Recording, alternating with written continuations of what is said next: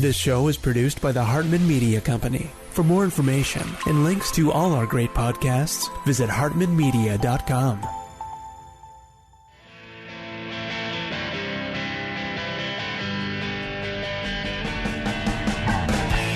Welcome to the Young Wealth Show, where you'll truly learn how to make, spend, and invest money for an awesome life. Get the real-life stuff that wasn't part of your school curriculum. Young Wealth gives you innovative new ways of dealing with your finances, as well as the skills and tools you're going to need to survive and be successful out on your own. Let the Young Wealth Show be your GPS to take you from clueless to clued in. Here's your host, Jason Hartman, with Young Wealth. Welcome to the show. This is Jason Hartman, your host, and every 10th episode, we do something kind of special, kind of different.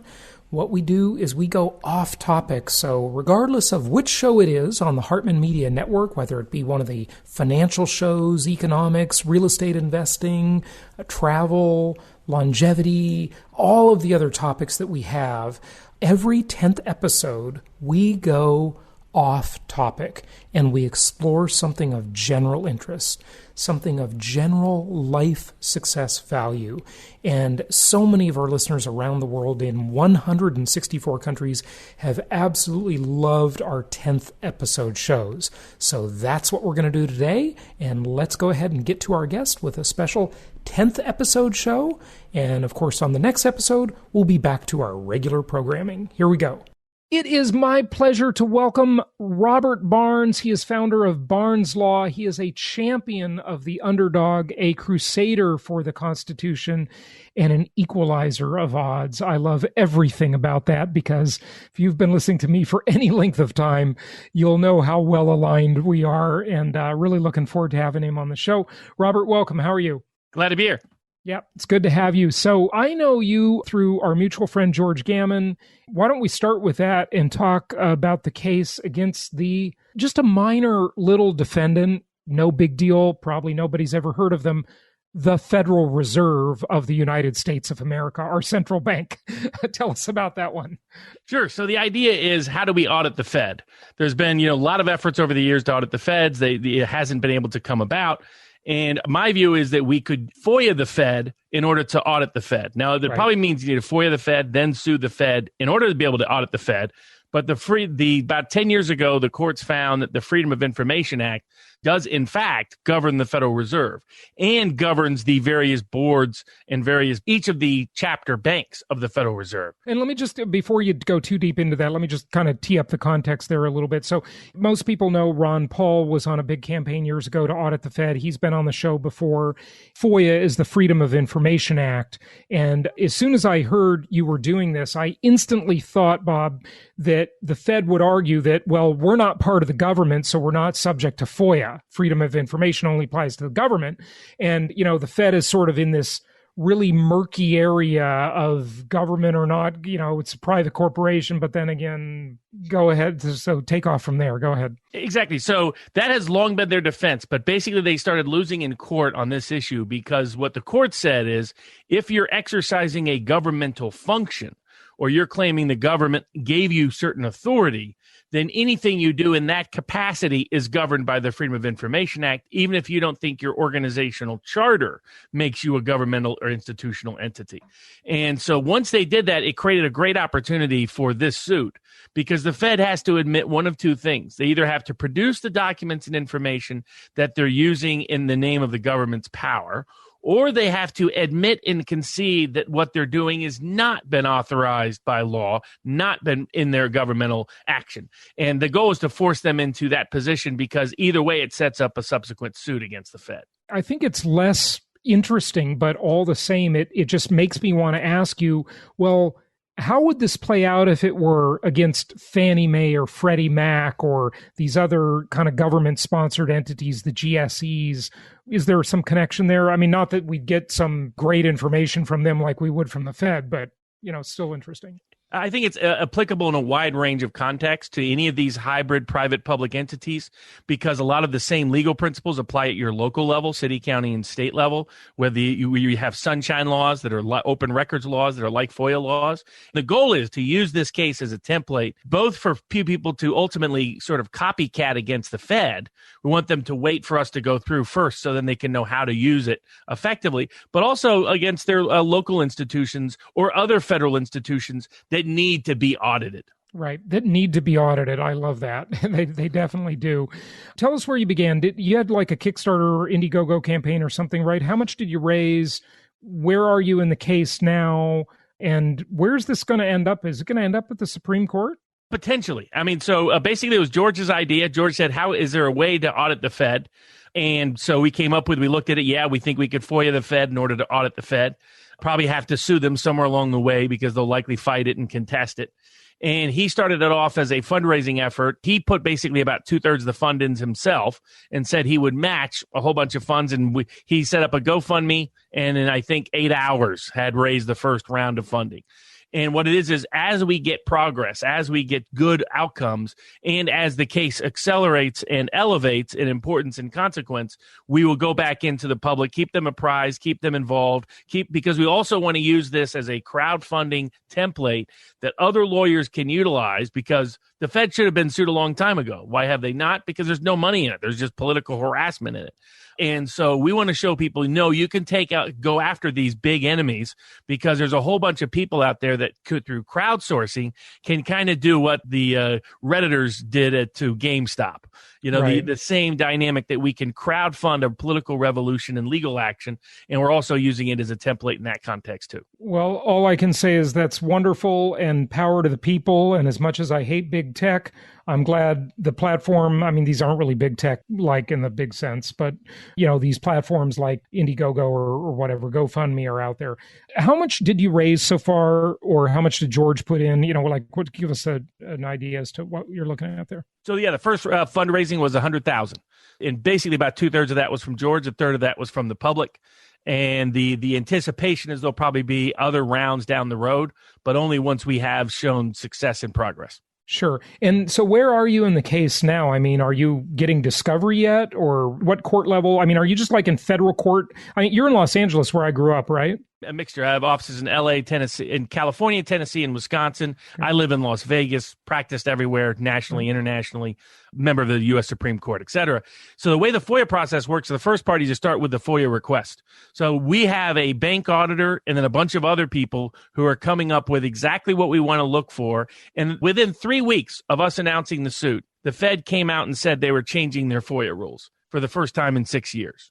So, whether it was connected or not, the coincidence is mighty interesting. But how can the Fed change their own FOIA rules? I mean, if they're the government, don't the same rules apply across the board? What they can do is they can create administrative hurdles. Yeah. So they can make it legally tricky. It's like an extended contract. They can make you go over here, then over here, then over here, then over here. And you have to ask for it in this way and that way and the other way. So we're incorporating those rule provisions, using a bank auditor to put together our requests that we'll be sending out our first round of requests this month, then another round of requests next month. They usually are supposed to respond within 20 days. My guess is that we're probably going to be in court by the fall in the reality of it. But we're going to have multiple rounds of these requests and multiple rounds to different people. So it could be as many as 25 lawsuits in the end concerning different requests. Okay, so you've made requests. The Fed is stonewalling you right now, right? Did you get anything yet? At this stage, they still have within their time frame to respond. Okay. So they have to start responding in July. Okay, but it is a traditional lawsuit, right? Yes. Or has it not become a lawsuit yet? It's just a FOIA request. It's just a FOIA request. Because you don't need a lawsuit for a FOIA request. Exactly. Yeah. And this is something, that's why ultimately, once we have all of the requests and then the different responses and the whole litigation, we're going to be posting all of it so people can cut and paste and do their own. And the thought process down the road, you could have thousands of requests. Now, we didn't want people rushing in because they could the Fed could pick off one of those people, create bad legal precedent that hurts the rest of us. So we want to establish the precedent, but basically sort of be Lewis and Clark as to how to audit the government, show the whole path, and then people can just follow along that path. And I anticipate down the road, the Fed is going to have to face thousands of these kind of requests, and their ability to continue to hide information and not have open transparency is going to get harder and harder for them to pull off. Interesting. Okay, so what else do you want to tell us about the Fed case?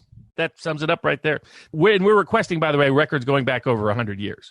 We want all their records about internal legal authority, what they've said about the income tax, what they've said about the 16th Amendment, what they've said about their own power. How did they say they had one definition of their power in the 1990s, totally different in 2008? Where are all these special vehicles that they're creating? What's the legal authority for that? Who are they really communicating with behind the scenes? And by special vehicles, you mean special purpose vehicles to play games with the books, right? Exactly. I mean, they basically have sort of, how much of a Bernie Madoff have they done on their own financial system? Is kind of what we want to unravel and figure out what's their legal authority for this. Because, their lawyers gave them advice. And my guess is a lot of their lawyers told them they don't even have legal authority to do a lot of these activities. So we want to get that incriminating information. And what about just finding out who owns the Fed? Oh, yes, it's all of that. And it's where money goes at every level and where information goes and what their understanding of their own authority is and sort of looking for that kind of information. And that's why we have a bank auditor involved. That's why we have associate lawyers involved, financial lawyers involved, and people that are in the political space. All three are coming together to create these FOIA requests to make them as legally and politically effective as possible. So at the end of the day, say this case goes just spectacularly well. What's the big thing that could be gained from it? What is the smoking gun piece of information? And then what would that mean? Would it force a change upon the Fed? Would it force a change upon the relationship, this unholy alliance between the government and the Fed? Like, what's the outcome here? I see there's two different ones. One's the court of public opinion, the other is the court of law. What it could set up in the court of law is potential additional lawsuits if the Fed has been acting outside of its authority and its jurisdiction. Because if they've been doing things that are outside of their authority, they can be sued on that basis. Also, if they've been doing things outside of their authority, they're no longer shrouded in government immunity, and they can be sued like a private actor for various ways of basically interfering in the marketplace, sort of unfair competition of a different kind. So there's all of those potential remedies that may be out there for people that have been harmed by the Fed to take legal action in the courts of law. The other court is the court of public opinion. I have found that a lot of your ordinary people, a lot of this, they get lost pretty quickly. I mean, even the words fiat currency, a lot of them eyes start to glaze over. Your average. It's not as bad as it used to be, though. No, it's not. People are getting better and better. People are a lot more aware. Listen, Robert, I'll tell you something. I cannot believe how much it has changed, because back in 2004, 2005, when I was doing conferences and seminars and talking about monetary policy, people's eyes would roll back in their head. I was talking about fractional reserve banking and all that stuff back then. But, by about even 2008, 2010, the guy fixing that air conditioner, just a blue collar guy that you wouldn't think would know any of this stuff, was starting. And then I think the Bitcoin and crypto space really popularized a lot. Like, I never heard the word fiat money before that. I used to say it, but nobody else did, right? Precisely. I see it as though basically we had two big door openers over the last decade or so. The 2008 financial crash and the rise of cryptocurrency were ways to open the door to people who otherwise wouldn't listen or couldn't quite process awareness. Yeah, exactly. And it triggered curiosity and it triggered interest. My view is the court of public opinion. Let's say some people said, "Hey, Barnes, the Fed's just going to shut this down. The courts are corrupt." So, okay, let's say all that happens. It's far easier for me to start a conversation with someone who is not interested in this topic by saying, "Did you know that the Federal Reserve is hiding information, won't turn over records, won't turn over information?" Just that beginning of it, that triggers a certain curiosity. Why is this big institution that's kind of governmental and kind of private, why won't they answer the public's request? Why won't they provide information? Why won't they let us look at their books? Why won't they let us look at their records? What are they hiding? So I see it in the court of public opinion as, even in the worst case scenario, we don't get anything. We don't get what we're looking for.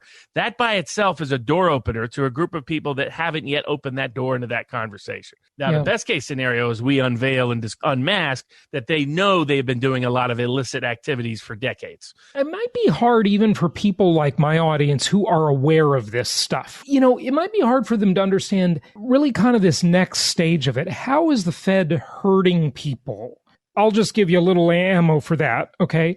I mean, just look at what's going on in the economy right now as we speak.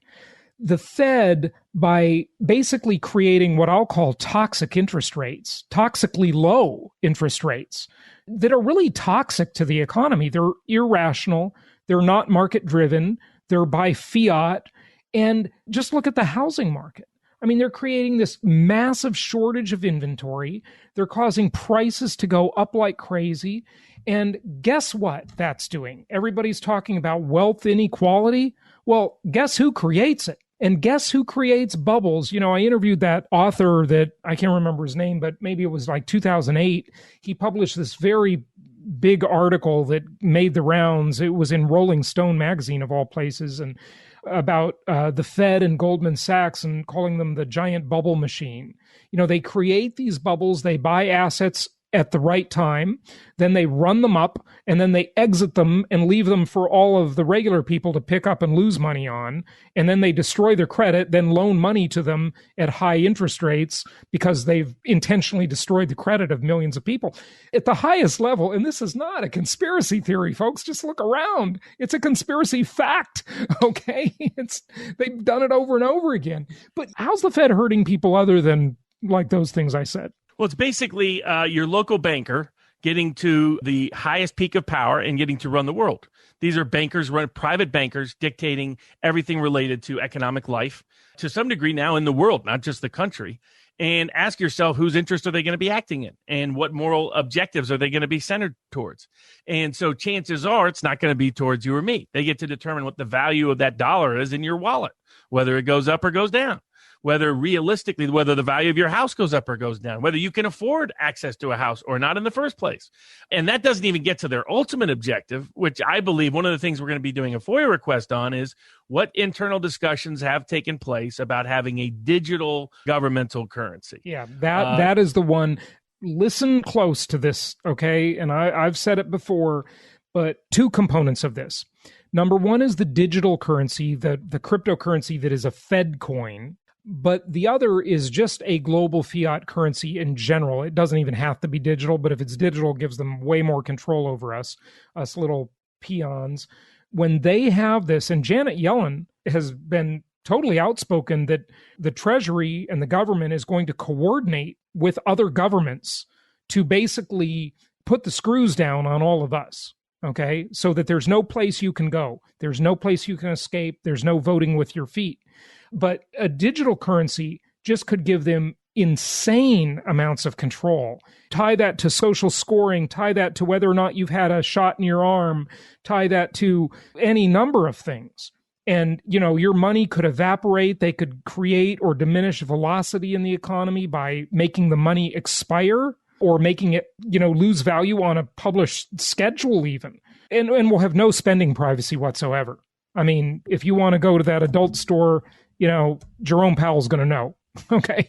So, yeah. I mean, it's complete control. That's the goal, is complete control. And if you integrate this into the possibilities of quantum tattoos and chips that would have all of your medical records, all of your financial records, all of your access to medicine, all of your access to any kind of financial activity. I mean, basically your access to be able to travel, your ability to do any of this. Yeah. You look at how they're using biometric identification in India, you incorporate that into currency, and you add in these sort of vaccine chips that they're talking about.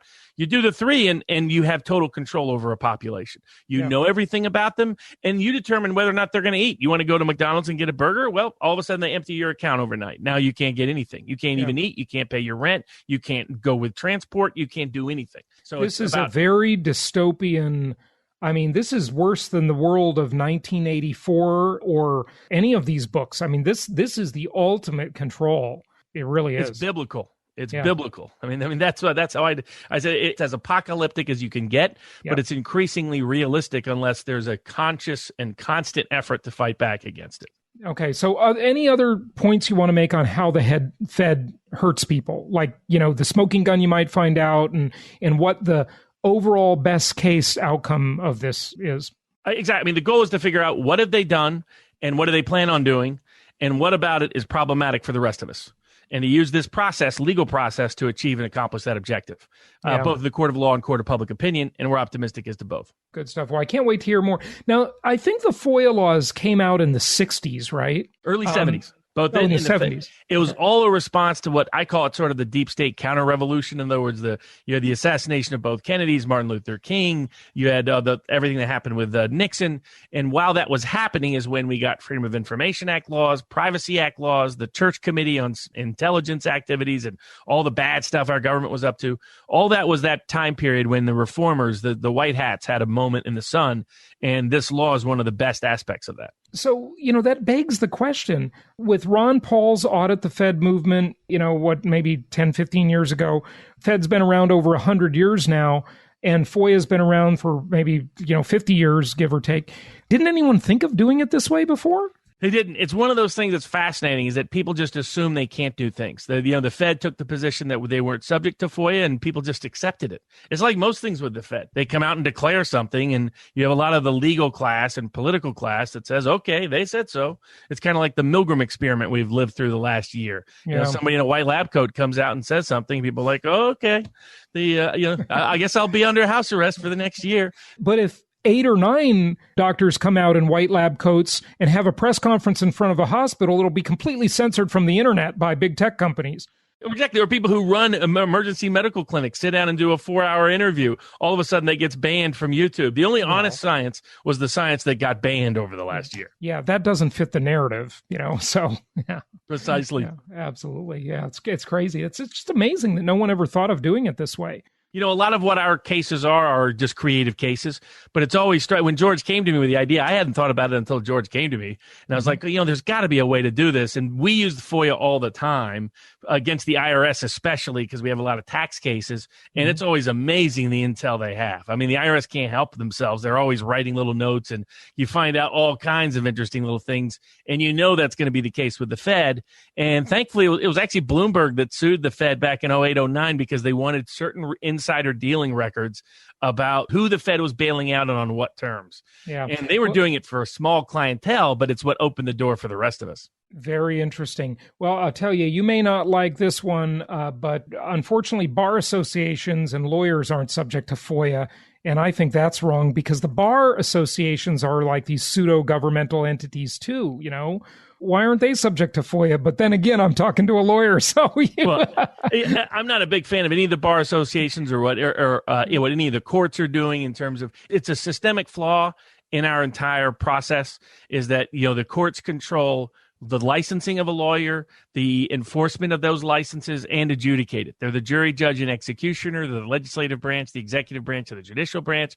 My view is still the same. I don't believe lawyers should be licensed. I think that you should just have honesty in advertising, and people should be able to pick whomever they want. You shouldn't have to get a law degree or even go to law school, because there's a lot of people who are good, who I believe would make good lawyers, who just aren't law school oriented, don't have the time for it, don't have the money for it. Yeah. And that was Andrew Jackson's view. We used to have it in America. And by the way, if you're listening to this and you think my guest is out of his mind, go read Milton Friedman's work on licensure and how that is a way to basically restrict opportunity. You have to have licenses for all sorts of funny things like that don't even, some of them seem so illogical. And then there's a bunch of things you don't have to have licenses for that if you're going to have a licensed world, maybe you should. Exactly. Go ahead. And that's why it should always be the people's choice. What licensures become is a way for the state to weaponize its control, like they're doing to Rudy Giuliani right now in New York, that it's a way for the system to politically control what you're allowed to say and not say. It's a very Soviet style, Stasi style kind of system that is foreign to America. And you look at how it's used. I mean, it's used to make access limited. I mean, and they're using it for things like, whether you can cut somebody's hair, you have to have a license, et cetera. Right. And again, full honesty in advertising, you could say, I'm approved by this group, I'm approved by that group. Let the consumer decide what matters to them, not let the state have a monopoly over it. Yeah, and because the problem is the state is allowed, sadly and scarily, to selectively enforce their laws. Yes. And if they weren't allowed to selectively enforce against, say, Giuliani in your example, well, that's a bar, or I don't know exactly what that is, but whatever, you get the idea. Then, okay, maybe. But because it can be selective, and if they just don't like you, they can just ruin your life or your career, and they can't ruin the guy next door who's doing all kinds of bad things. It's just wrong. It really is. Tell us about some of the other cases you're working on or have worked on that people should know about, or maybe not even that, maybe just another area of society or culture or government that someone should pursue. Maybe someone listening should start a GoFundMe campaign and support another kind of case, just whatever you want. I think the 2020s is going to be a defining decade for liberty and whether liberty in the law prevails or doesn't, because the global reset agenda is real. The people pushing it and propagating it are real, and their power is equally real. And we just saw how real it was over the last year, where in the name of a virus that really wasn't that deadly to most healthy people, people were willing to completely forfeit every core freedom and liberty they had. Not go to church, not sing in church, not go out on holidays, not do a wedding, not go to a funeral, not even leave their home, lock up their own children, maybe even quarantine their own children for 2 weeks or 3 weeks because somebody nearby had a disease, even if the kid doesn't. I mean, we did things we have never done in our history. I'm working with Robert Kennedy's Children Health Defense to focus on people that are under 18, and then we're going to be doing the people over 18, which is all these mask mandates, these forced vaccines, this attempt to control your body, to unwind the Nuremberg Code of 1947. We want to fight all of it because it's right at the cutting edge. We have people who want to go back to the 1920s, who look at the human experimentation states were able to do, because the Nazis took their ideas from the United States. They took it from, sadly, our own U.S. Supreme Court, 1924, Connie Buck decision, when we had forced sterilizations in America. And I want to attack those morally horrendous, legally perilous, unconstitutional decisions and restore our constitutional freedoms by fighting on the issue of mask mandates, fighting on the issue of lockdowns, wherever they occur, if they pop back up again, and particularly fighting on the ability for you to have autonomy over your own body when it comes to an emergency experimental drug, which is what the COVID-19 vaccines currently legally are. What about that shot in the arm? I mean, people want to be able to travel. They want to go places, especially to foreign countries. None of this stuff applies when you're offshore. Well, I mean, you have done some international cases, I guess, but just any advice for people? I want to enforce, and there's some international lawyers working together to enforce the Nuremberg Code of 1947 across the globe. Tell us more about that. This was the post-World War II, and probably in relating, came out of the trials, right? Exactly. So we had the Nazis did all kinds of experimentation and things, yeah. Precisely. And a lot of the experimentation they did, the Western governments had been doing prior to the war. And what it was is people were so morally horrified by the sort of practical, political consequence of what those were, they came together and said, we should never allow this ever again. And the doctrine was informed consent, and it was put into the Nuremberg Code of 1947 that pretty much every government in the world has signed on to, and said, we will never allow anyone to experiment or put anything. You have complete autonomy over your body, and the only time the state can put something into it is with your informed consent. And so under that, I mean, just imagine if people in the abortion context, they say you have the right to terminate a life in the name of your autonomy. There's arguments about whether your autonomy goes that far. But how is it you could have a right to terminate life as part of bodily autonomy, but you don't even have a right to prevent them from sticking an experimental drug inside your body? That doesn't make sense to me. But at least in the U.S., you're not required to stick the drug inside your body. It's just that if you don't, they can limit your freedoms. You may not be able to have a job, as we've seen in Houston, Texas, with the healthcare workers. And you certainly may not be able to get on an airplane and certainly cross a border. That's going to be pretty easy for them to restrict, I think. I think there's several ways to fight back against that. One is I believe the Nuremberg Code of 1947 does prohibit anybody from doing it, including what they call unconstitutional conditions, that no state actor can do it. And I don't think any employer can do it for a range of reasons, including certain public policy limitations on the at-will employment doctrine, the ADA that prohibits using someone's health status or medical status as a basis of determining the conditions or terms of their employment, which covers most employers. Also, I drafted a sort of a letter that people can use, which reminds employers they can be legally liable for any of the consequences of a vaccine if they require people get it. There's plenty of employers that think, maybe I don't want to take that risk, but they're just unaware of it right now. So if they know that there's big plaintiffs lawyers like me and others who are going to be eager to sue them if they force a vaccine on somebody, and there's one of these consequences like these kids that are having these heart problems currently. So I think, though, there's a lot of ways to fight back, but the people are going to have to be creative at how they do it. They're going to have to be part underground, part in public at their levels of resistance if they're going to be able to protect their bodily integrity in this new global reset era.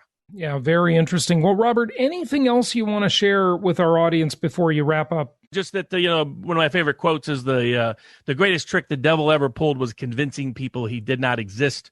The greatest trick the system ever pulled was convincing you that you cannot resist. So no matter how many black pill events there may be out there, there's plenty of white pill and red pill events to keep the freedom train moving down the tracks. Good stuff. And Robert, give out your website if you would. Sure. There's two places people can find me. Barnes Law LLP, as in Peter.com, or I post everything up, including that letter I was referencing, at vivabarneslaw.locals.com. Robert Barnes, thank you for joining us. Glad to be here. Thank you so much for listening. Please be sure to subscribe so that you don't miss any episodes. Be sure to check out the show's specific website and our general website, hartmanmedia.com, for appropriate disclaimers and terms of service. Remember that guest opinions are their own, and if you require specific legal or tax advice or advice in any other specialized area, please consult an appropriate professional. And we also very much appreciate you reviewing the show. Please go to iTunes or Stitcher Radio or whatever platform you're using and write a review for the show. We would very much appreciate that. And be sure to make it official and subscribe so you do not miss any episodes. We look forward to seeing you on the next episode.